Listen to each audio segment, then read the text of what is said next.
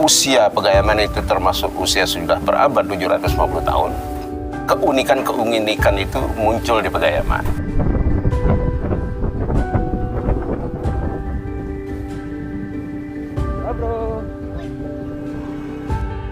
Di tahun 1284 sudah mengirim pasukan ke Bali, khususnya juga Bali Utara. Pada saat itu Bali Utara adalah merupakan pusat penaklukan, sebab Bali Utara adalah pusat daripada kerajaan Bali pada saat itu.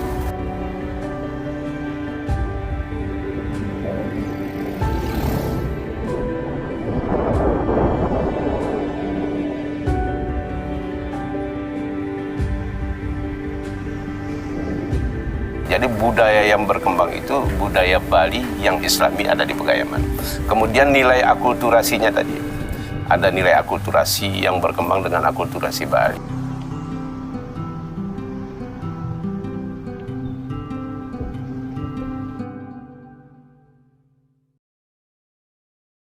Assalamualaikum warahmatullahi wabarakatuh.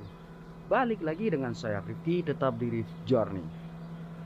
Di kesempatan hari ini saya mengunjungi Pulau Bali. Dan tentunya teman-teman semua udah tahu ya, Pulau Bali itu terkenal dengan pulau yang sangat indah banget, sangat-sangat bagus buat dikunjungi ya. Dan apalagi Pulau Bali terkenal dengan 1000 pura seperti itu ya. Dan yang lebih menarik di Pulau Bali ini ternyata ada yang namanya Kampung Islam Tertua. Dan titik lokasi kampung ini tuh berada di atas bukit yang paling tinggi tapi untuk ketinggiannya berapa saya nggak tahu ya untuk informasinya. Namun di sini tuh ada seperti apa ya, jejak dari adanya kampung Islam tertua, yaitu adanya Masjid Safiatus Salam ya. Dan masjid itu ada di sebelah kiri saya. Nah, jadi di depan ini itu adalah sebuah masjid yang sekarang sedang ada renov besar-besaran. Dan tentunya di sini masjid ini udah udah melakukan perbaikan yang sangat bagus lah di zaman sekarang ya. Dan ini adalah salah satu bukti di mana di kampung sini itu adalah kampung Islam tertua di Pulau Bali. Dan masjid inilah buktinya yang sudah mengalami kemajuan yang sangat signifikan ya.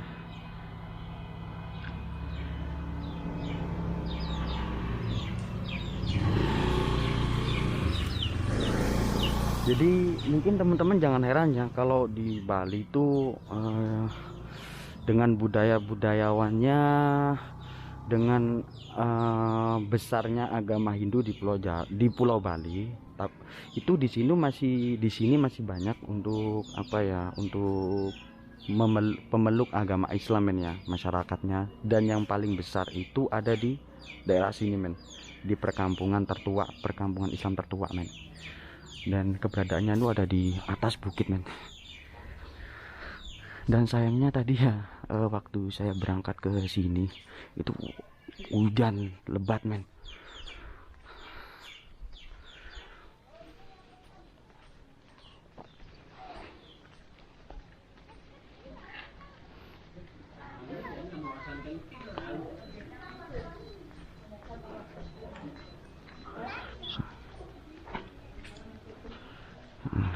Permisi Pak. Dari mana Pak? Ini saya dari YouTuber.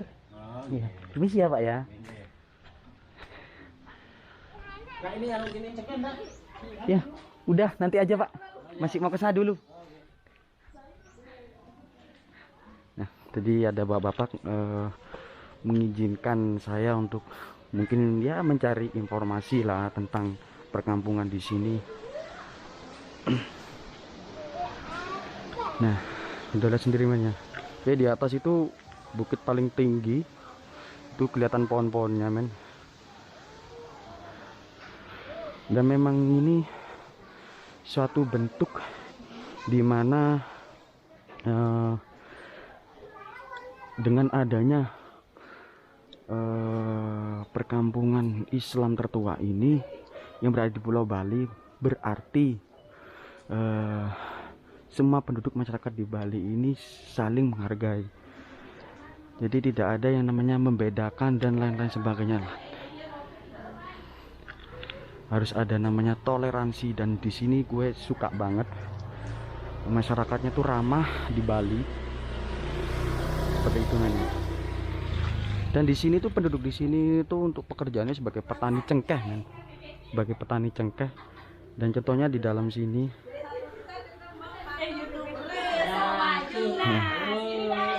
Permisi ya Ibu, Pak. Iya. Sehari-hari kalau musim cengkeh. Iya. Sampai saya jauh-jauh dari Lombok hanya cuma nyari kepikan cengkeh. Nah, jauh-jauh dari Lombok men. Nah, Saya bisa jadi narasumber. permisi bisa masuk ya? Oh iya silakan. Permisi. Lain sendalnya baru, lupa sendalnya. Iya nggak apa-apa. Boleh lain.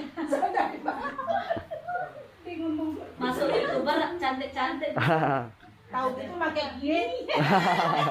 Apa nama channel YouTube-nya nanti biar di like, subscribe. Untuk nama channelnya saya sendiri itu Riff Journey.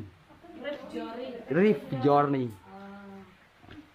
Kalau boleh tanya tentang informasinya di kampung sini nggak apa-apa Bu ya? Itu sama Pak Putu bisa dapetin dia. Sama Pak Putu ya? Kalau saya nggak tahu. Sama ibu juga kalau Pak Putu pinter dia. Oh begitu. Tadi di jalan udah kehujanan. Udah Bu, saya permisi dulu ya, makasih ya. Mari Bu, assalamualaikum. Udah hujan ya. Gue lari sekarang. Yuk kita lari yuk. Kita lari. Hujan lagi men. Tadi berangkat ke sini udah hujan, sekarang hujan lagi ya.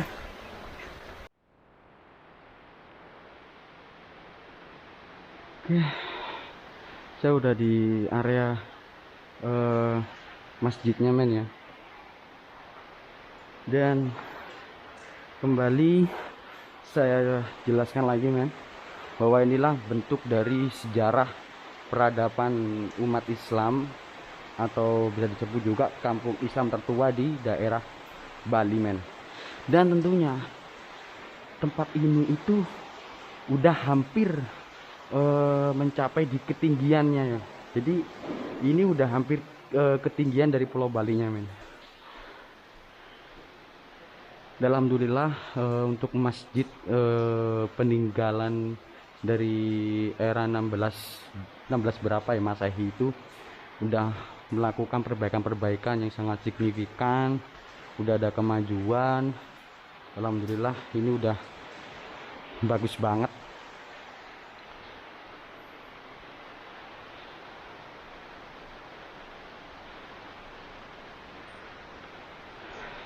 Dan buat teman-teman ya, bagi yang melihat video ini, yang menonton video ini, sebelumnya jangan lupa untuk subscribe, like, share, dan komen.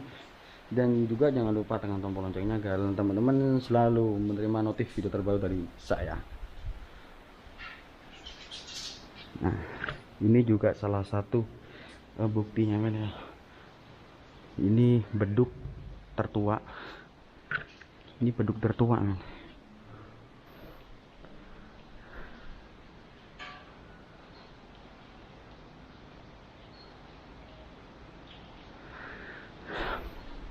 Dan di sebelah saya ini, wow, jadi tinggi banget men. Saya tadi berangkat sini udah hujan-hujan, naik turun bukit men ya.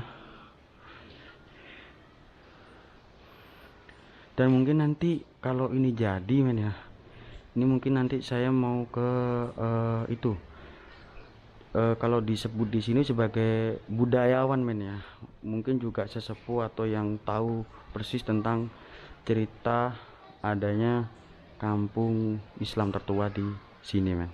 Bismillahirrahmanirrahim. Pada kesempatan ini alhamdulillah kami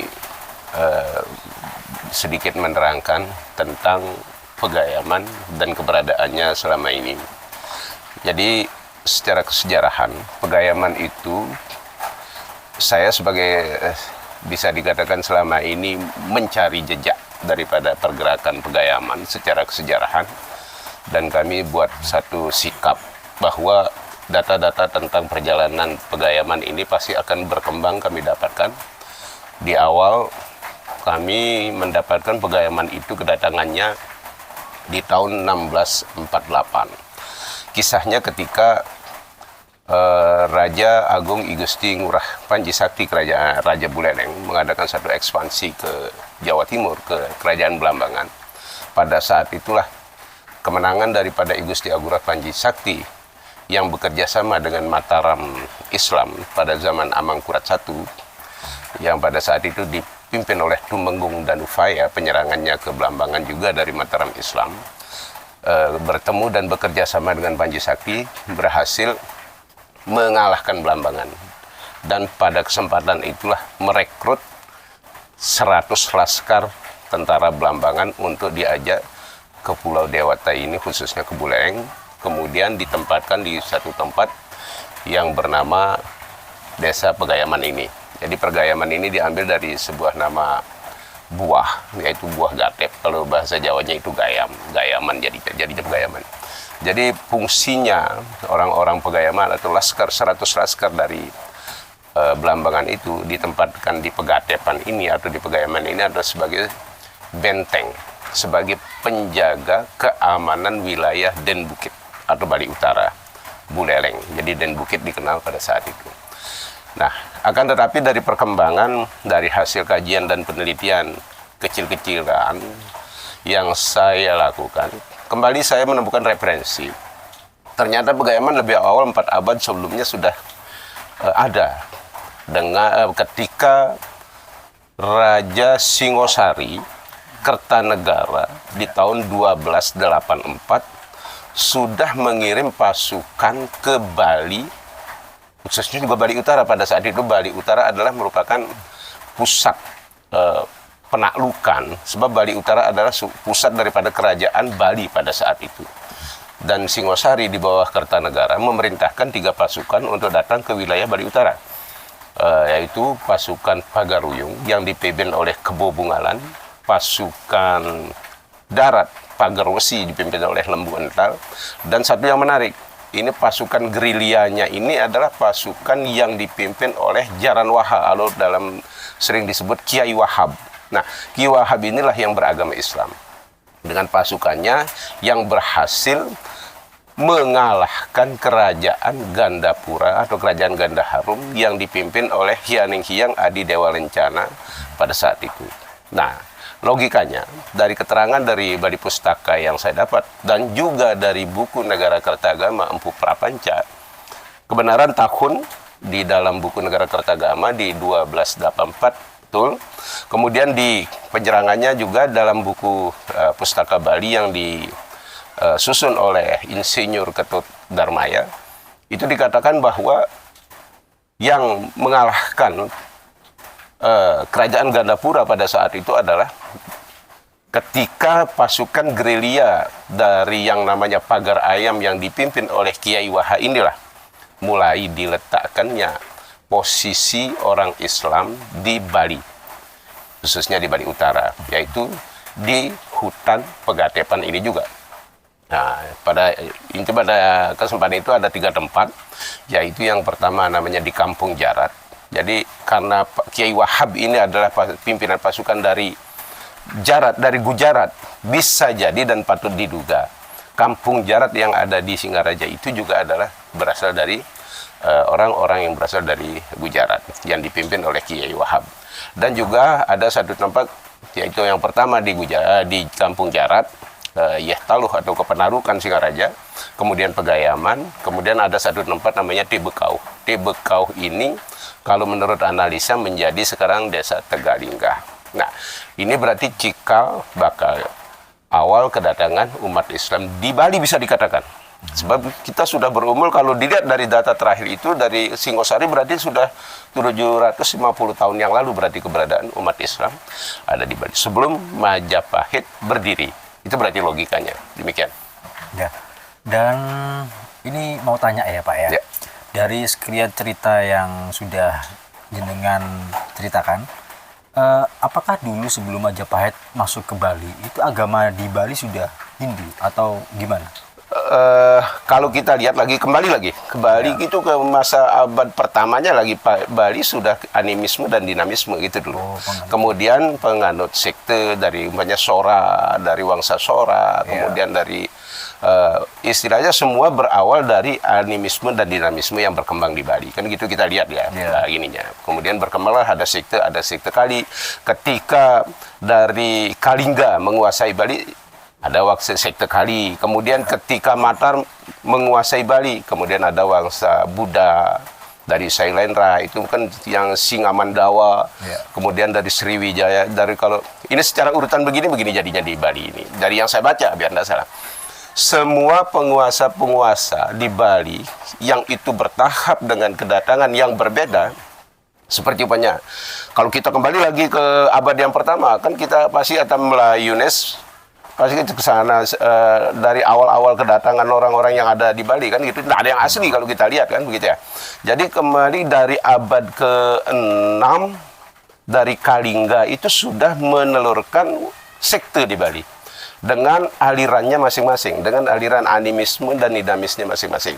Kemudian di tahun 882 dari Mataram Islam yang dipimpin oleh Sri Aditya itu juga sudah membawa sekte, sudah membawa aliran. Kemudian disusul lagi dengan Sriwijaya di tahun 917 sudah juga membawa seperti Singadawala. Kalau Mataram Hindu sudah membawa Singamandawa, kemudian Singadawala. Kemudian merujuk lagi ketika Kediri membawa juga sekte sendiri, ke Kemulan, Medang Kahuripan lagi Erlangga, ketika Erlangga, kemudian Singosari. Ketika Ken Arok juga pernah ke Bali juga mengekspansi kemudian disusul Kediri, Singosari, kemudian menyusul ke Majapahit. Ini semua membawa aliran sekte sendiri. Jadi yang jelas Islamnya itu ketika, kalau menurut referensi yang saya baca itu adalah ketika Singosari Kertanagara menguasai di tahun 1284. Jadi logikanya sebelum Islam datang ini di sini animisme dan dinamisme itu. Nah, tentang alirannya sektenya itu yang pertama bahwa sekte Kali. Sekitar di Bali ada, ini cocokologinya sebenarnya kalau gini ada namanya Kaliangat, itu Wangsa Kali aja sebenarnya. Kali Pakse itu gitu. Jadi ada dari Kalingga yang menguasai dulu. Dari Kalingga. Kalingga, Mataram Hindu, kemudian Sriwijaya, kemudian Medang Kemulan, Medang Kahuripan, kemudian Kediri, Singosari, kemudian Majapahit. Majapahit lah terus menerahkan para Arya yang datang ke Bali. Yang sebelum penguasaan di Bali, Gajah Mada membawa dengan para Arya, 10 Arya kalau yang saya baca. Kemudian berkembang menjadi terakhir dari raja-raja yang selanjutnya menjadilah daripada Majapahit itu. Dari Majapahit itu pun juga nanti ada dari gelang-gelang, dari menjadi gel-gel gitu, kalau dari cocologi gini ya.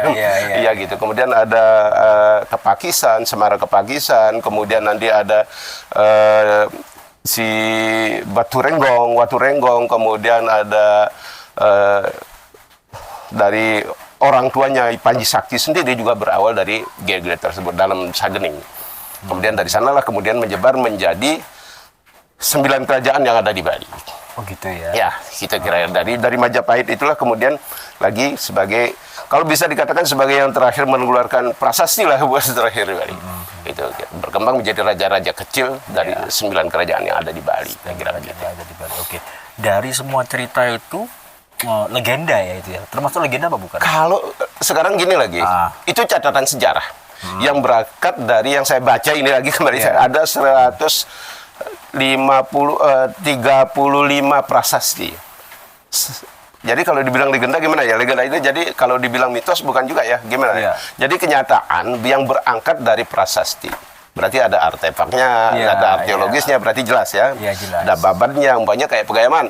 Tadi analisanya berangkat dari buku Negara Kertagama. Kemudian berangkat juga dari babad Buleleng. Ya, babad kan banyak. Ada kan di mana-mana ada babad. Kalau babad Kemulan nanti ada kan babad Markandea di Bali kan. Nah itu. Nah di sini kalau Pegayaman jelasnya secara kesejarahan itu dibahas di babad Bulelengnya di nomor 4491 di Gedung Kertie Singaraja. Itu dibahas. Dan kalau mencari tahun kedatangan Singosari berarti kita berangkat referensinya dari Negara Kertagama tadi oleh Bu Prapanca. Oke.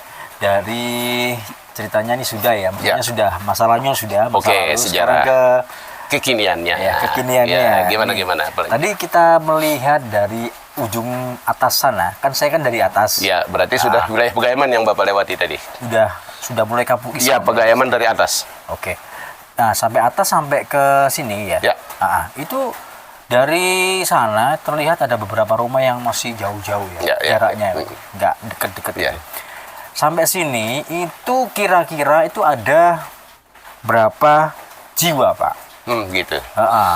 Jadi begini, Pegayaman kalau dilihat dari sejarah, kembali sejarah tadi, diberikan tempat wilayah lagi oleh Singosari periode pertama dan oleh I Gusti Anglurah Rai, Anglurah Panji Sakti periode kedua.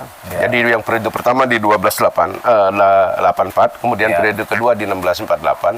Itu kurang lebih luas wilayah tempat benteng liarnya itu kurang lebih 2000 hektar.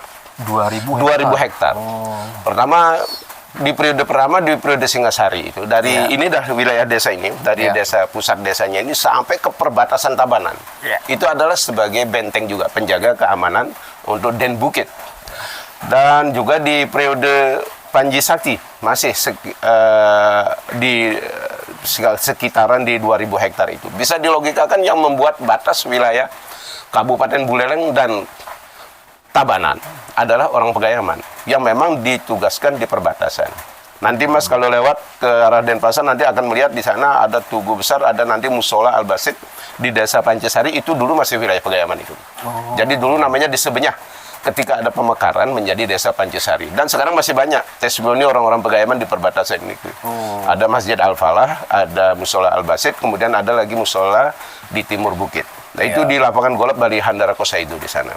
Gitu. Kemudian perkembangan yang pertama dari zaman Singosari itu berarti di sini sudah sejumlah pasukan, bisa jadi karena pasukan Singosari adalah multi, di sana ada multi agama.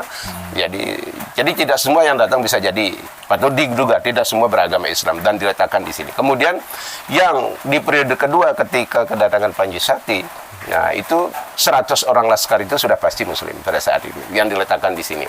Nah, dilihat dari perkembangan sekarang terakhir data desa luasnya sekarang dari sudah di luar pengembangan pemekaran desa sekarang berjumlah 1.598 hektar dengan KK 1.700-an KK dengan jiwa 8.000 jiwa. Nah, yang Muslim itu bisa dikatakan 98% Muslimnya.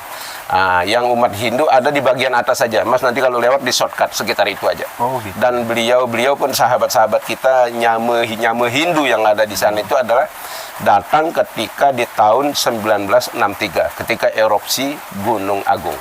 Erupsi Gunung Agung. Erupsi Gunung Agung di 1963, nyamu-nyamu kita yang berasal dari Karangasem itu kita berikan tempat di sini untuk meminjam tempat.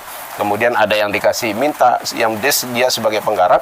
Kemudian ada yang bisa membeli sampai sekarang. Dan di wilayah Tower Turya Pada yang ada sekarang itulah di sana sekitar shortcut itulah. Sekarang itu di sana banyak Hindu dan di sana ada pura dalam, pura desa, pura kayangan, itu ada di sana semua lengkap. Kita berikan untuk membuat hal itu. Sebab di sana dia butuh ibadahnya kan gitu ya. Itu. Jadi dari tahun 1963 lah mereka berdatangan untuk bisa di sini bertempat tinggal. Sebab sudah luluh lantah di Karangasem kan. Nah, dengan erupsinya Gunung Agung pada saat itu. Demikian. Oke. Lalu kalau untuk tradisi sejarahnya, Pak. Di sini kan kebanyakan mayoritas Muslim di Bali ya. Nah, ini di kampung Muslim ini gimana? Dari segi ambil kopi Mas ya? Iya, enggak apa-apa. Ya, dari segi nama masing-masing orang itu apakah mempengaruhi dengan apa ya? Ada pengaruhnya dengan Muslim nggak? Oh gini. Dari 750 tahun perkembangan Pegayaman, agama Islam yang ada di Pegayaman tidak terkena pengaruh budaya. Agama, kalau budaya, iya. Dalam budaya Pegayaman ini muncul akulturasi budaya Bali yang masuk ke Pegayaman kemudian setelah budaya Bali ini masuk ke Pegayaman, dan mana yang dipilah dan dipilih, itulah yang berkembang sampai sekarang. Masuk dalam akulturasi budaya yang sangat kental sampai sekarang. Seperti umpamanya dalam kita berbahasa setiap hari. Kita di sini sekalipun dari Jawa, dari Singosari, kita dari Belambangan, kita tidak ada bahasa Jawa di sini. Full di sini bahasa Bali. Pelakunya semua nyamu-nyamu selam Pegayaman. Nah, dari bahasa Bali malah tingkat menengah sampai ke atas di sini, tidak halus di sini bahasanya. Malah ada bahasa Bali yang tidak dipakai kecuali hanya 2 desa yang memakai, desa Karangasem dan Pegayaman aja. Seperti kayak kata biane. Biane itu artinya tidak. Kalau di Bali ten, udah halus sekali. Kalau di sini biane. Biane itu bahasa Kawi sudah. Jadi orang Pegayaman malah pakai dengan orang Karangasem. Kemudian dalam panggilan, di Pegayaman tetap memakai tahapan panggilan nama yang ada di Bali. Seperti Wayan, Nengah, Nyoman, Ketut. Nah, saya ini, karena saya yang ke-9, saya Ketut. Jadi dari 4 itu sudah Ketut. Wayan, Nengah, Nyoman, Ketut. Dan di Pegayaman tidak ada Wayan kembali lagi. Wayan Tagel itu tidak ada. Kemudian terus Ketut. Dan orang Pegayaman itu banyak-banyak punya anak. Biasa ada sampai 20, 25. Ketut semua setelah yang ke-4. Dari 4 terus Ketut terus. Ketut terus. Nah, itu bedanya di Bali. Itu yang membedakan Bali Pegayaman dengan Bali pada umumnya di bidang panggilan. Sebab itu panggilan urutan itu adalah untuk menghaluskan panggilan dengan tidak memanggil nama. Nah, kemudian juga kuliner di Pegayaman adalah kuliner Bali. Full kuliner Bali.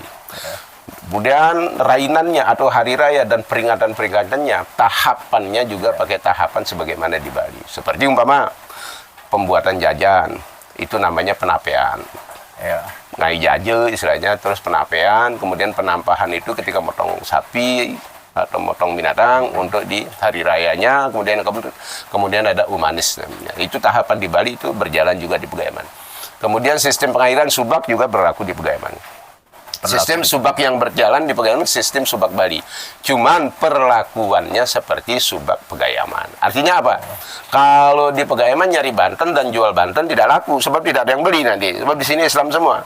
Nah, tapi dalam pelaksanaan daripada subak di Pegayaman, kita pakai sistemnya sistem subak Bali.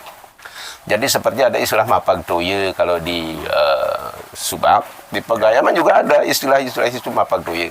Yang dibawa ke sana tuh bukan Banten, yang dibawa ke sana makanan seperti ketupat, jajan-jajan, opor, sampai di Muara ketika sudah habis zikir. Nah, di sana itu disantap bukan sebagai sebuah persembahan, tapi untuk santapan setelah zikir. Sedangkan kalau di nyamu-nyamu kita di Hindu itu kan Banten yang dibawa, pengantin Banten. Itu wujud syukur yang harus diucapkan kita kepada Allah Subhanahu wa taala. Nah, itu dalam perkembangannya Pegayaman secara akulturasi budaya yang berkembang mengakulturasi budaya Bali. Nah, akhirnya dari perkembangan 750 tahun dari zaman Singosari itu terbentuklah 6 keunggulan di Pegayaman. Pertama, sejarahnya Pegayaman itu jelas. Tercatat dalam Babad. Dan semua orang-orang yang menyusun tentang sejarah Pegayaman, tentang Bali masuknya Islam, pasti akan menyebut Pegayaman. Kemudian yang kedua, dilihat dari 750 tahun yang berkembang Pegayaman ini, di Pegayaman itu termasuk unik sekarang. Dari 6 keunggulan, yang pertama, sejarah Pegayaman itu jelas tercatat dalam Babad. Dan penulisan-penulisan tentang sejarah masuknya Islam di Bali. Kemudian karena sudah usia Pegayaman itu termasuk usia sudah berabad 750 tahun, keunikan-keunikan itu muncul di Pegayaman. Dan termasuklah sekarang desa Pegayaman yang termasuk desa unik. Dari perlakuan tentang bahasa, umpamanya panggilan, budayanya. Jadi bertahan 750 tahun membuat Pegayaman berdiri dengan dinamikanya tapi bertahan dengan budayanya. Itu keunikannya di sana. Kemudian yang ketiga, Pegayaman itu desa budaya. Melihat dari perkembangan tadi. Jadi budaya yang berkembang itu budaya Bali yang Islami ada di Pegayaman. Kemudian nilai akulturasinya tadi. Ada nilai akulturasi yang berkembang dengan akulturasi Bali. Kemudian Pegayaman itu sebagai desa tua. Kalau dilihat dari 750 tahun sebelum Majapahit, bayangkan sudah ada Pegayaman. dari pasukan pagar ayam tadi. Kemudian Pegayaman itu dari masa kedatangannya ketika Singosari memerintahkan di pertama, kemudian periode Panji Sakti di 1648, kemudian masa-masa perjuangan pergolakan, kemudian revolusi sampai ada 4 pahlawan nasional di Pegayaman. Nah, Pegayaman ini termasuk desa pejuang. Nah, inilah yang memberikan keunggulan Pegayaman dengan dinamika 750 tahunnya yang sudah berjalan. Oke, siap. Terus ada nggak Pak kalau cerita tersendiri kenapa harus di Pegayaman? Kenapa nggak di daerah lain? Ah ya, begini. Kenapa sih harus di Pegayaman umat Islam itu? Dilihat dari zaman Singosari, zaman Igus yang Berdaya Panji Sakti. Sudah saya bahas tadi sedikit di awal. Perkembangan termasuk budaya pertama di Bali itu adalah Bali Utara. Kan begitu tuh. Bali Utara dibuktikan dengan ditemukannya prasasti-prasasti yang begitu banyak di Bali Utara. Dan di Bali Utara lah pelabuhan internasional pertama yang ada.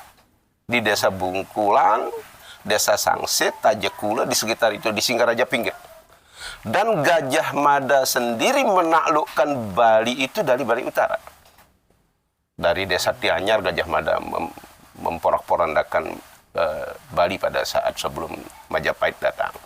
Itu Bali Utara yang pertama dihancurkan. Sebab kekuatannya ada di sini. Nah, dari kerajaan pertama dari Mataram Hindu yang pertama datang dari Sri Aditya itu di tahun 882 itu di Bungkulan, di Manasa. Manasa itu Sangsit, Tajekula dan lain sebagainya sekitarnya itu. Nah, baru Sriwijaya itu di tahun 1917 itulah di Sanur, arah selatan dia. Di sana dia. Nah, baru kembali lagi menaklukkan yang Mataram Hindu Sri Aditya yang ada di Bali Utara. Bukit Penulisan, Kintamani, itu sebagainya. Itu adalah pusat-pusat budaya kekuasaan di Bali Utara. Terkait kenapa harus di Pegayaman, ya karena pada saat itu, pada saat kerajaan Gandapura masih menguasai Bali adalah kedudukannya di Bali Utara. Di Desa Sudaji namanya, di sebelah Pegayaman di sini. Dan inilah yang dihancurkan oleh kerajaan Singosari. Kemudian lokasinya itu bertepatan di sekitar Alasangker. Alasangker itu di timur Pegayaman di sini. Dari sanalah mulai diberikan tempat kedudukannya Pegayaman sampai ke perbatasan Bedugo Tabanan tadi. Dengan 2 tempat lainnya. Jadi karena memang posisinya, jadi kalau pertanyaannya kenapa sih harus di Pegayaman orang-orang Islam itu? Karena posisi kekuasaan Gandapura, kerajaan Gandaharum pada saat itu adalah adanya di Bali Utara. Di sekitar Pegayaman. Berarti desa Pegayaman ini adalah desa yang harus diamankan oleh orang-orang Pegayaman. Dan juga Bali Utara pada saat itu pusat kekuasaannya ada di Bali Utara, menjaga keamanan dari serangan Bali Selatan. Kan gitu akhirnya begitu. Sampai ketika pengembangan daripada kerajaan-kerajaan kecil di Bali, ketika Panji Sakti, kerajaan Buleleng menguasai Buleleng lagi bukan Bali. Akhirnya digunakanlah orang-orang Pegayaman ini sebagai tentara pengaman dan bukit kerajaan Buleleng, I Gusti Anggura Panji Sakti, sehingga pastinya di Pegayaman itu jadi bukit-bukit Pegayaman ini jadinya. Ini ya. Dan dari peninggalan sejarah yang tadi sudah kami masuki seperti Masjid Safinatus Salam, Safinatus Salam, Masjid Jami Safinatus Salam artinya. Masjid salah satu yang pertama kali dibangun. Ya. Jadi di Pegayaman itu dari dulu sampai sekarang hanya ada 1 masjid. Dari luas wilayah yang 2000 hektar pertama datangnya Pegayaman hanya ada 1 masjid. Jadi Masjid Safinatus Salam Desa Pegayaman. Dan tempatnya di sana aja, tidak pernah pindah-pindah. Bapak-bapak kalau sempat naik tadi ke lantai 3, Bapak akan melihat di sana pola masjid itu dibentuk seperti benteng pertahanan. Jadi ketika hadap ke barat itu udah, seandainya musuh datang itu udah di bawah kita, tinggal ngelempar batu aja. Tidak perlu bertenaga gitu. Jadi masjid sebagai pantauan musuh juga pada saat itu. Dan itu dibuktikan ketika di zaman revolusi, para pemuda pahlawan yang ada di Pegayaman itu bersembunyinya di masjid. Bersembunyinya di masjid semua. Dan itu masjid sampai sekarang sebagai tempat untuk lambang persatuan ya. Jadi tempat ibadah. Kenapa hanya ada satu masjid? Bagaimana jamaah yang tadi Mas katakan kok rumahnya terpencar-pencar di mana-mana kayak daerah transmigrasi. Itu mereka ada sebagai penggarap. Jadi sebagai penadi menggarap sana.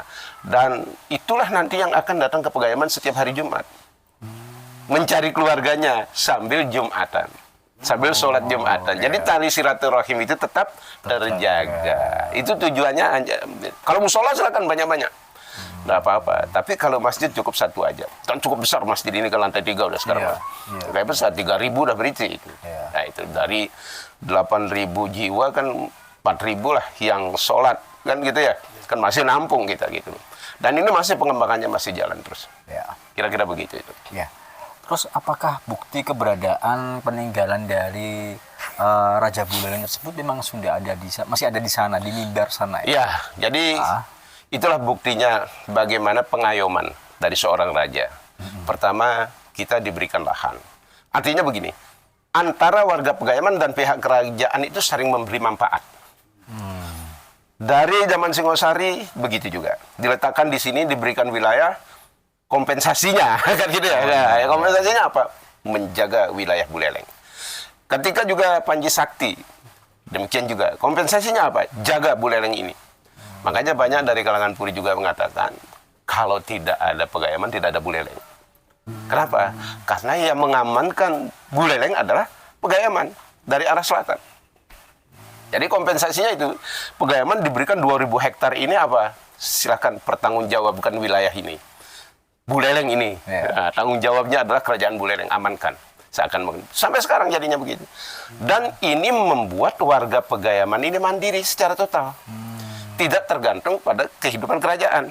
Secara ekonomi, tempat tinggal sudah diberikan. Kemudian juga di sini kawin-mawin. Hanya dengan gadis-gadis lokal yang ada di Bali. Sehingga budayanya campurannya sudah Bali secara total karena nenek kita, nenek moyang kita adalah dari Bali, dari Hindu yang dimualafkan. Gitu. Oke. Ada lagi? Untuk tinggi dari kampung Islam ini sendiri itu berapa Pak? Dari permukaan laut, ketinggian kita Desa Pegayaman dari 350 sampai ke 1525 ketinggian dari permukaan laut. Makanya kita banyak musim kita punya. Panas, ini dah tempat mas-mas di sini buat film ini. Ini panas 350. Panasnya tidak panas menyengat seperti di kota. Di sini sedang sejuk di sini. Semilir angin sejuk. Kemudian saya naik 400 sampai 1525. Makanya sekarang Tower Turiapada yang dibangun itu tingginya itu 1625 katanya yang buat tertinggi di dunia dari permukaan laut. Makanya di sini kita cengkeh punya di 350 ini. Kemudian kopi punya, di sini padi bagus, kualitasnya bagus. Sebab antara dingin, antara sejuk ya dan panas. Itulah di sini ketinggian. Dan di sini buah banyak Mas, buah duren itu di sini. Tempatnya ada di sini. Dan sangat cocok untuk ditanamin yang itu. Sampai ketinggian kopi kita di sana, kopi Robusta, Arabica, dan lokal. Ini termasuk titik paling tinggi atau ada lagi? Nah, gitu nanti enggak tahu lah ini ketinggiannya dengan Gunung Agung lagi ya. Tapi kalau di Gunung Agung itu kan panas. Ya, itu bedanya dengan di sini. Kita belum tahu sih gininya ya. Apa ini paling tinggi apa enggak, kita belum tahu bandingkan dengan Gunung Agung. Tapi kalau untuk di Buleleng inilah yang tertinggi.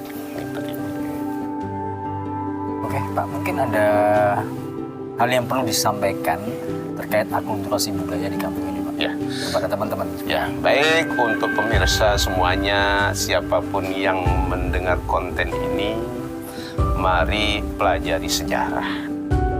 Dengan mempelajari sejarah, keyakinan dan jati diri kita itu ada. Kita tidak akan dikumbang-ambing oleh siapa dan bagaimanapun keadaannya. Yang penting sejarah itu dapat dan kita dapatkan dengan kebenaran. Cari pusat sejarah itu yang sebenarnya. Dengan jalur-jalur sesuai dengan metodologi. Sekalipun kita bukan akademisi dari yang jurusan sejarah, tapi kita bisa belajar mencari validitas daripada data sejarah.